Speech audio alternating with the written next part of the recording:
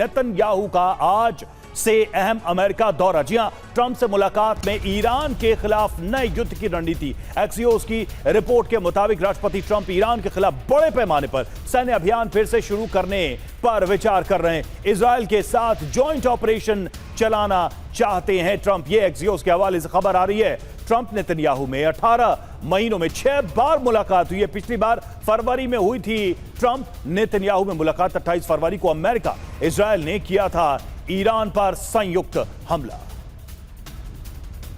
तो देखिए, जब भी मुलाकात हुई है कुछ ना कुछ हुआ है। एक बार फिर से यह अहम दौरा हो रहा है। किस दौरे का मकसद क्या है, इससे क्या निकलकर सामने आएगा, आने वाले दिनों में क्या बड़ी रणनीति ट्रंप और नेतन्याहू बना सकते हैं, इन तमाम सवालों की बात आगे हम करेंगे। लेकिन बड़ी खबर यही है कि 18 महीनों में 6 बार मुलाकात हुई है। एक बार फिर से नेतन्याहू की मुलाकात ट्रंप से। और लेबनान से सेना की वापसी चाहता है अमेरिका। गाजा से भी सेना की वापसी चाहते हैं डोनाल्ड ट्रंप। नेतन्याहू इसका कड़ा विरोध कर रहे हैं। ट्रंप के सामने मुद्दा उठाएंगे नेतन्याहू। तो नेतन्याहू और राष्ट्रपति डोनाल्ड ट्रंप की मुलाकात होनी है। इस विजिट के दौरान कई अहम मुद्दों पर बातचीत होनी है। ईरान पर हमले की योजना बनाई जा सकती है क्या, साथ ही लेबनान से सेना की वापसी चाहता है अमेरिका, इसको लेकर भी हो सकती है बात।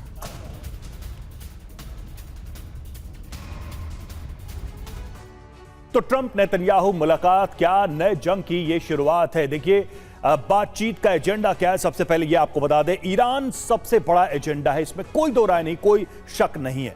और नेतन्याहू हमेशा से जो बात कहते रहे हैं वो लगता है वही बात फिर से दोहराई जाएगी। यानी कि नेतन्याहू क्या चाहते हैं? नेतन्याहू चाहते हैं युद्ध।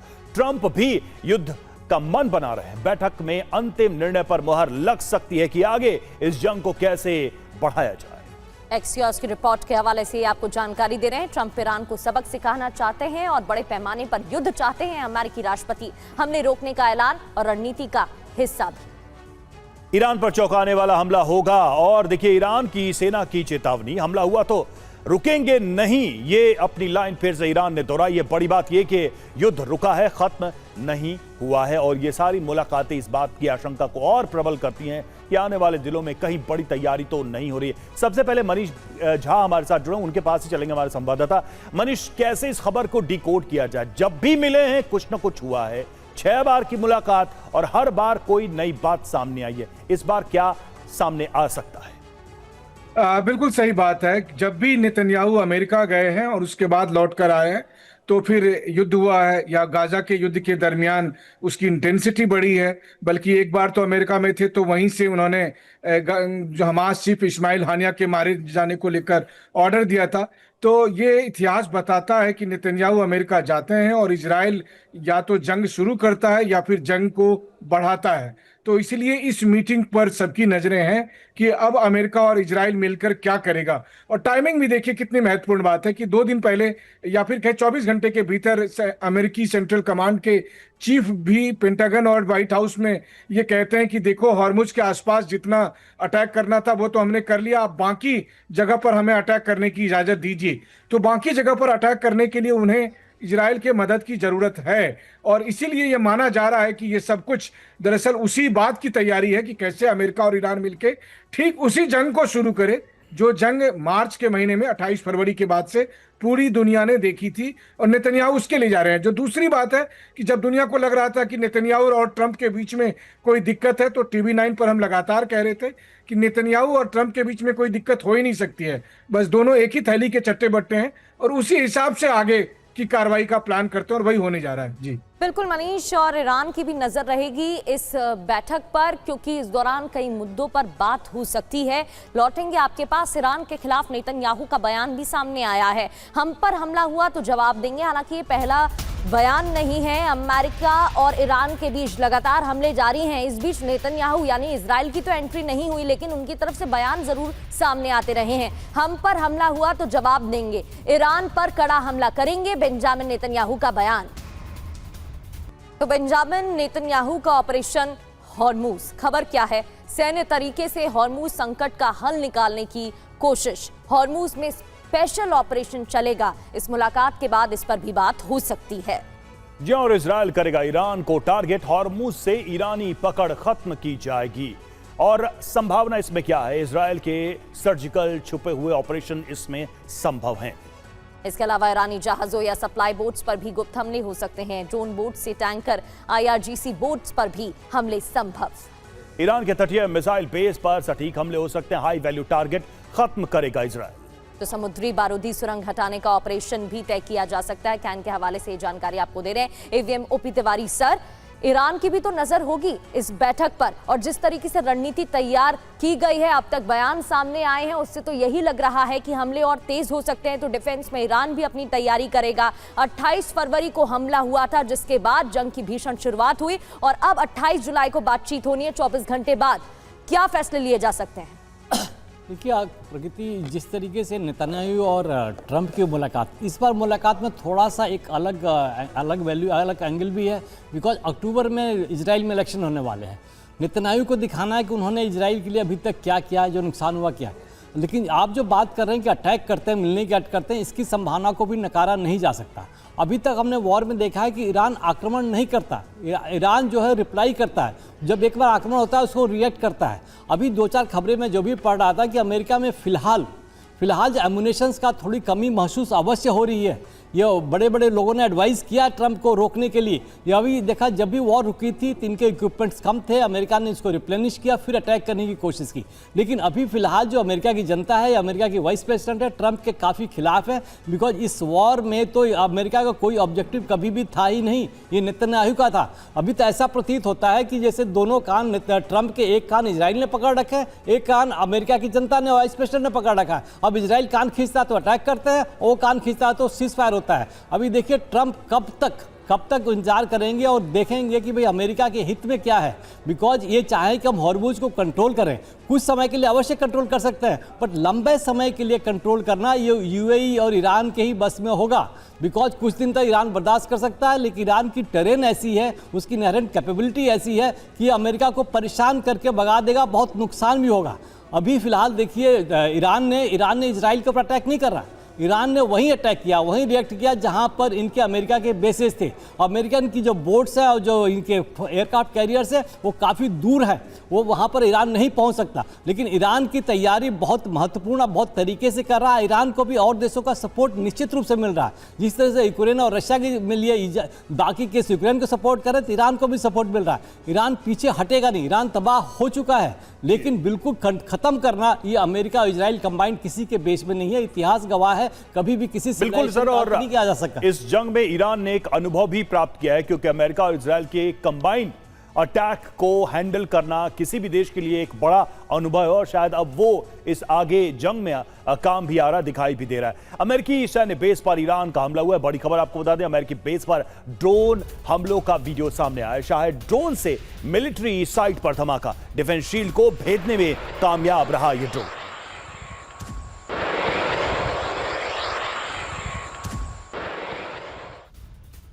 तो सऊदी समर्थित गुट पर हूती के हमले की जानकारी भी मिल रही है। बढ़ते हैं आगे और आपको बताएं कि सऊदी समर्थित गुट पर हूती का हमला, सऊदी सैन्य ग्रुप का बायरतकार ड्रोन ध्वस्त किया गया है। जवाबी हमले में बायरतकार ड्रोन ध्वस्त कर दिया गया। हूती विद्रोही का दावा है ये। और आपको जानकारी दे दें, सऊदी अरब पर और हमले भी करेंगे, ये हूती विद्रोही ने चेतावनी दी है। और देखिए एक और बड़ी खबर आपको बता दें, पश्चिम एशिया से यूरोप तक हड़कंप मचाने वाली ये खबर है। ईरान के सैन्य कार्गो शिप पर यूक्रेन का हमला, कैस्पियन सागर में ईरान का जहाज ध्वस्त, रूस हथियार भेज रहा था ईरान, ये यूक्रेन ने कहा। ड्रोन स्ट्राइक में एक क्रू की मौत हुई है। ये खबर अपने आप में बहुत बड़ी है, और इसी खबर की वजह से यह कहा जा रहा है कि इस जंग में अब यूक्रेन की भी एंट्री हो गई है। यह आरोप है यूक्रेन का कि हथियार भेजे जा रहे थे रूस को, और इसी वजह से इस पर अटैक किया गया है।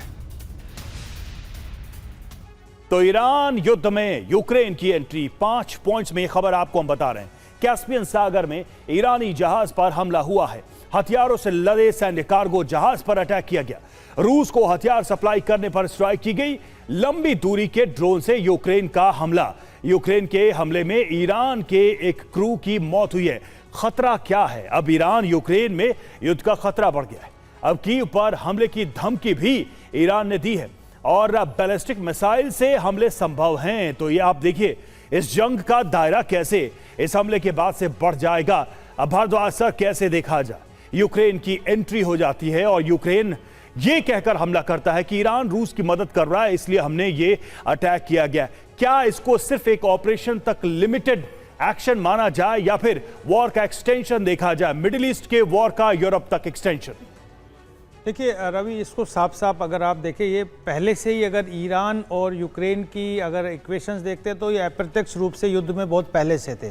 जिस तरीके से ईरान रशिया को सपोर्ट कर रहा था ड्रोन टेक्नोलॉजी में या मिसाइल टेक्नोलॉजी में, निश्चित रूप से, और उसका वो किसके खिलाफ इस्तेमाल हो रहा था, यूक्रेन के। अभी पहली बार सीधा अटैक हुआ है यूक्रेन की तरफ से ईरान पे, तो निश्चित रूप से ये अप्रत्यक्ष से प्रत्यक्ष कॉन्फ्लिक्ट हो गया। लेकिन मैं रवि एक दो बातें आपके माध्यम से कहना चाहता हूँ। देखिए अमेरिका का स्ट्रेटजी क्या है, अमेरिका, क्योंकि अमेरिका से ही यूक्रेन और इजराइल जुड़ा हुआ है, कि अमेरिका बेसिकली वो ये दिखाना चाहता है कि हम नेगोशिएट कर रहे हैं, हम एंगेज करने का प्रयास कर रहे हैं, हम स्ट्राइक को हॉल्ट करते हैं, हम पॉज करते हैं, जो भी कुछ करने का हम कोशिश कर रहे हैं कि ईरान के साथ में हमारा नेगोशिएशन। एक तरफ ये स्ट्रेटजी काम कर रही है, दूसरी तरफ जो डिफरेंट स्टेक होल्डर्स हैं जिसमें चीन भी है, मिडिल ईस्ट कंट्रीज भी हैं, यूरोपियन कंट्रीज भी, इनके साथ भी एंगेजमेंट की अमेरिका दिखाना चाहता है कि हम इनको भी एंगेज कर रहे हैं, इनको न्यूट्रलाइज कर रहे हैं ईरान के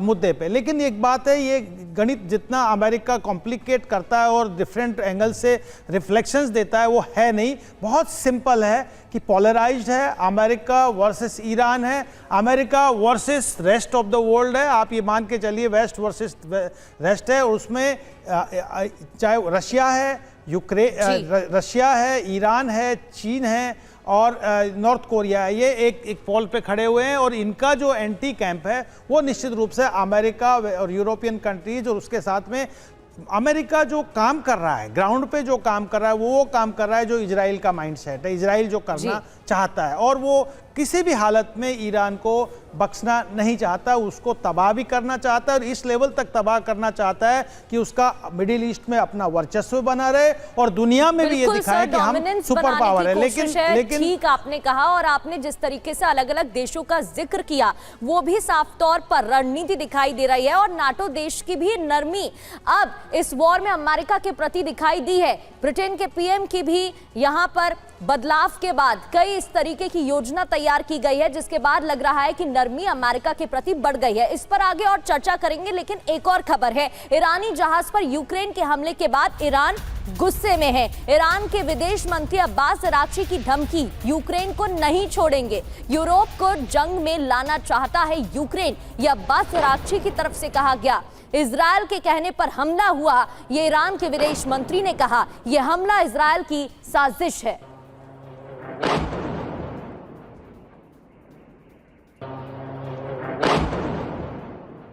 तो देखिए यूरोप तक ईरान युद्ध, जी हां, यूक्रेन का इसमें दावा क्या और ईरान ने क्या चेतावनी दी है कि करके आपको बताते हैं। यूक्रेन का दावा है कि रूस की सैन्य मदद रोकी है इस हमले के द्वारा। ईरान ने चेतावनी दी है कि इजरायल के कहने पर यह हमला किया गया है। यूक्रेन का दावा यह है कि वेपन सप्लाई करने पर यह अटैक किया गया। ईरान की चेतावनी, यूरोप को युद्ध में घसीटने की यह है साजिश। यूक्रेन का दावा है रूस का मददगार टारगेट पर। ईरान की धमकी कि कीव को विध्वंसक जवाब देंगे, यानी कि इस हमले का बदला लिया जाएगा। यूक्रेन का दावा, ईरान को खुफिया इनपुट देता है रूस। ईरान की धमकी, रूस से सैन्य गठजोड़ आगे हम बढ़ाएंगे, यानी कि इन हमलों से हम रुकने वाले नहीं है। युद्ध का विस्तार सीधे तौर पर देखा जाए तो विश्व युद्ध की आशंका बढ़ गई है इससे। अगर यह एक्सटेंड होता है यूरोप तक तो रूस ईरान वर्सेस यूरोप संभव हो सकता है, ये स्थिति भी बन सकती है।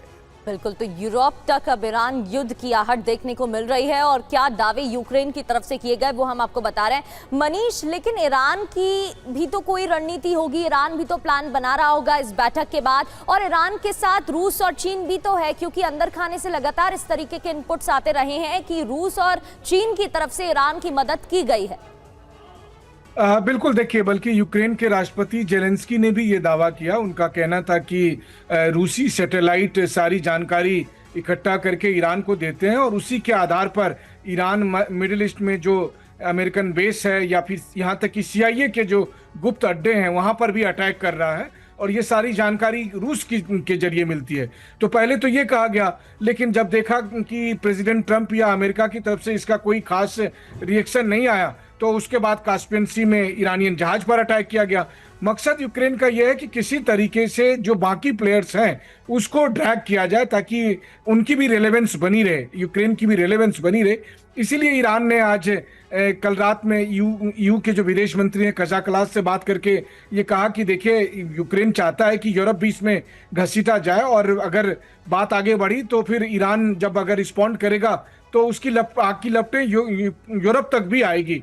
कुल मिलाकर देखा जाए तो आज की तारीख में स्थिति यह है कि मिडिल ईस्ट और रूस यूक्रेन का जंग, दोनों को अगर आप टैग कर दीजिए तो आप देखिए कि कितना बड़ा हिस्सा दुनिया का जो है वो युद्ध की चपेट में आ चुका है, और उसके बीच का जो खाली गैप है वो यूक्रेन इस वक्त भरने की कोशिश में है कि सीधे सीधे ईरानियन शिप पर अटैक करके वो इंगेज कर रहा है कि एक बार फिर ईरान और अमेरिका की लड़ाई यूरोप तक पहुंच जाए। तो कुल मिलाकर मिडिल ईस्ट और यूरोप मिलके आप कह सकते हैं कि जिसे हम तीसरे विश्व युद्ध का नाम देते हैं उसको आधिकारिक तौर पर बिल्कुल मनीष, और ये बड़ा सिर्फ संयोग देखा जाए या फिर उन स्थितियों को देखा जाए कि दुनिया के दो हिस्सों में लंबी जंग चल रही है और दोनों में एक कनेक्ट यहां पर दिखाई देने लगा है, एक तार जुड़ता सा दिखाई देने लगा है। इसीलिए यह आशंका जो आप बात कह रहे हैं कि क्या यह थर्ड वर्ल्ड वॉर की तरफ बढ़ती हुई स्थिति है, और ईरान को खुफिया जानकारी दे रहा है रूस। जी हां, बड़ी जानकारी, बड़ा दावा, अमेरिकी ठिकानों की खुफिया जानकारी दे रहा है। ईरान को हमले करने में हो रही है आसानी, सैटेलाइट तस्वीरें साझा कर रहा है रूस। वॉल स्ट्रीट जर्नल के हवाले से यह दावा किया गया।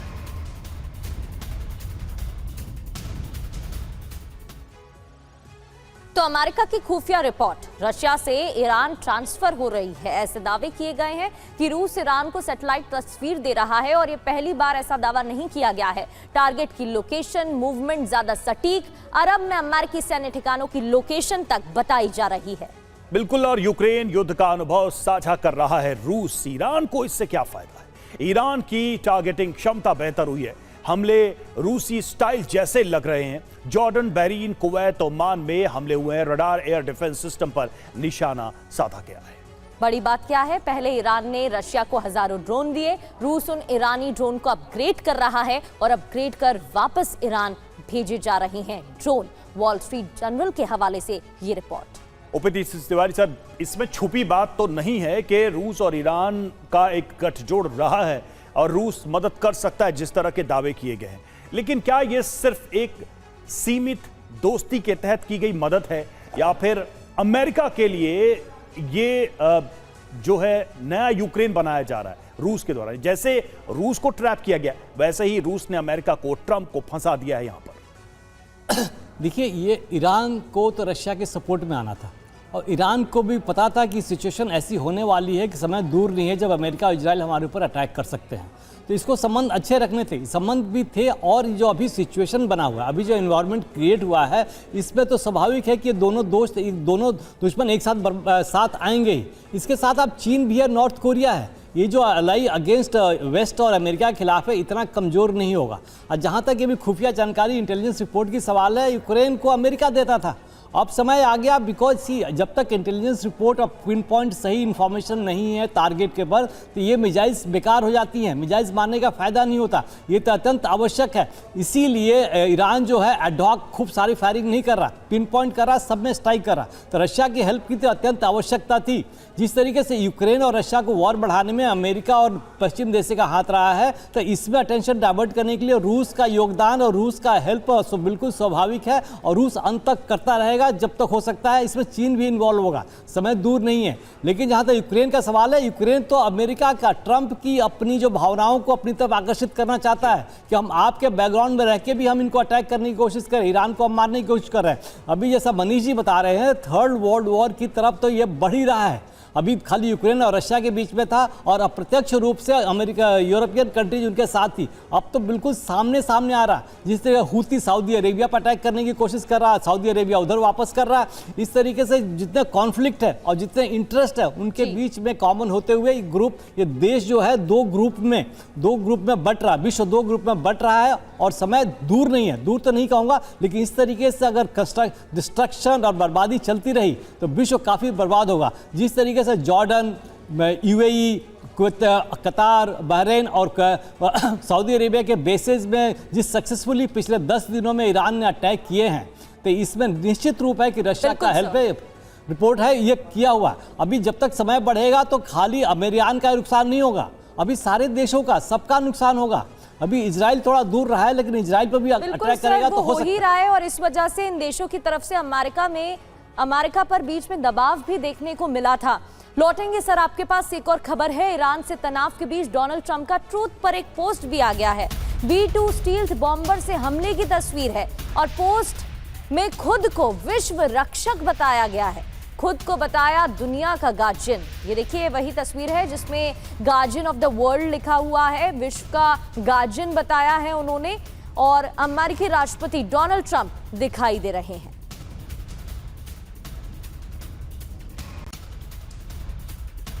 और सोशल मीडिया पर ट्रंप का एक और संदेश। ट्रंप ने पोस्ट में हॉर्मुज में कब्जे का दावा किया है, अमेरिका को बचाने का किया दावा, खर्ग द्वीप ध्वस्त करने की धमकी दी है, खर्ग पर स्ट्राइक की तस्वीर पोस्ट की है।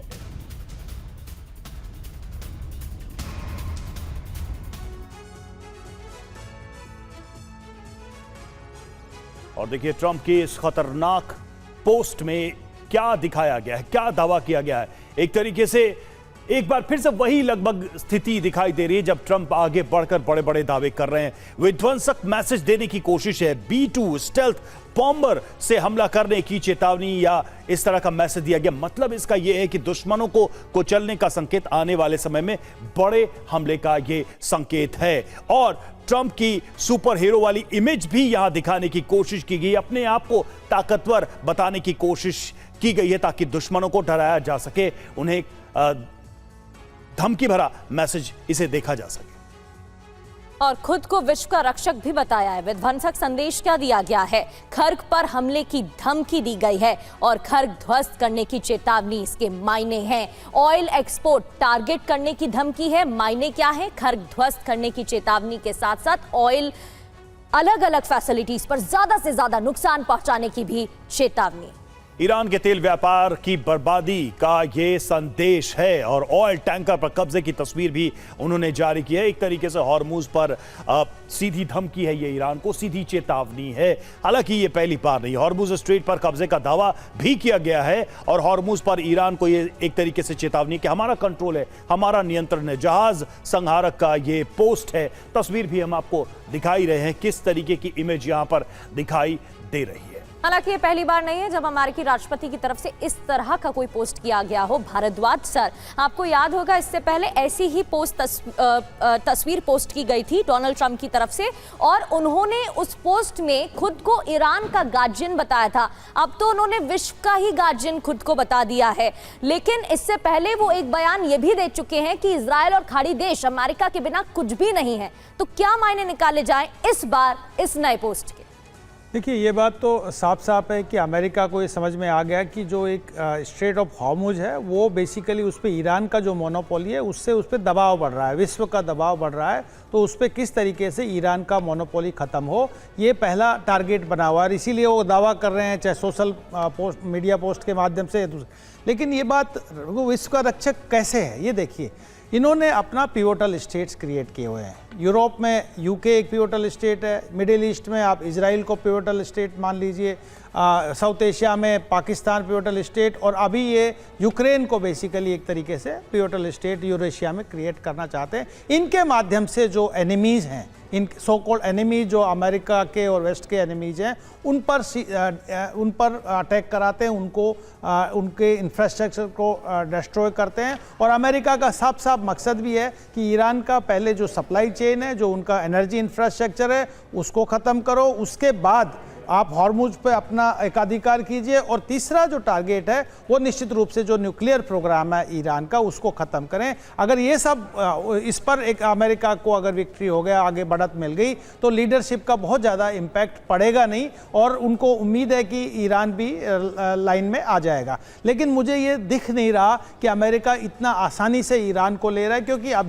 अभी तक तो ये जो एयर वॉरफेयर हो रहा है कि बिल्कुल डिस्टेंस के माध्यम से, चाहे ड्रोन टेक्नोलॉजी है, मिसाइल टेक्नोलॉजी है, दूर से अटैक हो रहा है। लेकिन जिस दिन अमेरिका के लिए मजबूरी हो जाएगा कि अब बिना ग्राउंड ऑपरेशन के आप ईरान को फतेह नहीं कर सकते, वहाँ पर अमेरिका को डिफीट होगा, वो दूसरा अफगानिस्तान ईरान पैदा हो जाएगा। और ये बात मान के चलिए कि पूरे मिडिल ईस्ट के लिए खतरा है, इंसर्जेंसी का खतरा है, टेररिज्म का खतरा है, और अल्टीमेटली अमेरिका को वहां से हाथ धो के भागना पड़ेगा। तो मुझे लगता है कि बेस्ट तरीका ये है कि दुनिया को इन्वॉल्व करके इसमें नेगोशिएशन करना चाहिए। ईरान का जो अधिकार है वो ईरान को देना चाहिए, और बाकी जो देश इससे सफ़र कर रहे हैं, चाहे स्ट्रेट ऑफ हॉर्मुज, आप देखिए कि जिस तरीके से स्ट्राइक हो रहे हैं, और बेबे मंदार वहाँ पर भी हुती का अटैक हुआ है, आप देखिए बेबे मंदार में भी हुती का अटैक हुआ है, वहाँ पर भी वेसल्स का आवाजाही बहुत कम हो गई है। तो ये न्यू नॉर्मल्स क्रिएट हो रहे हैं और नए खतरे दुनिया के सामने आ रहे हैं, ठीक नहीं है। बिल्कुल सर,